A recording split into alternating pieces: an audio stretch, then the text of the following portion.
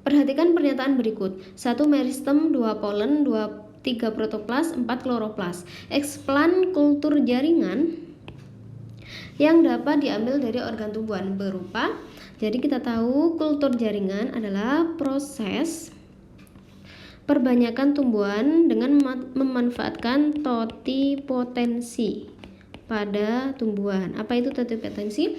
Totipotensi adalah kemampuan sel tumbuhan untuk menghasilkan individu baru. Jadi masing-masing jaringan itu tersusun atas sel, kemudian masing-masing sel itu mempunyai kemampuan untuk tumbuh menjadi organisme baru. Nah, itulah namanya totipotensi. Nah, syarat jaringan yang dapat dipakai untuk kultur jaringan itu adalah memiliki sel yang aktif membelah.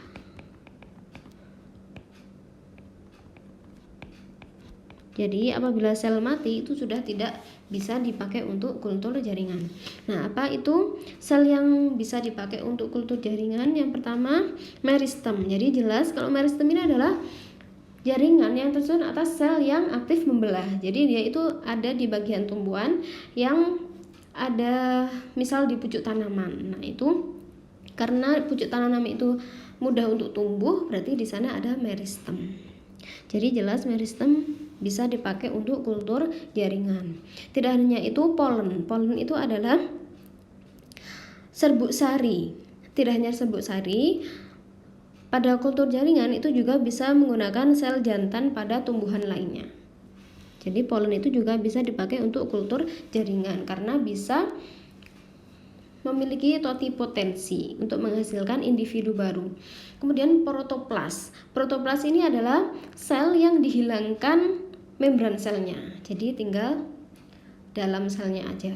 Nah, protoplas ini juga bisa dipakai dalam kultur jaringan karena bisa masih memiliki sifat aktif membelah.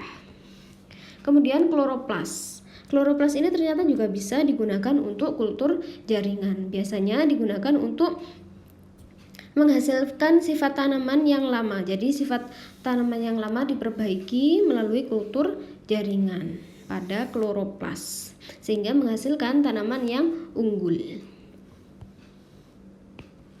Jadi jawabannya adalah semua benar.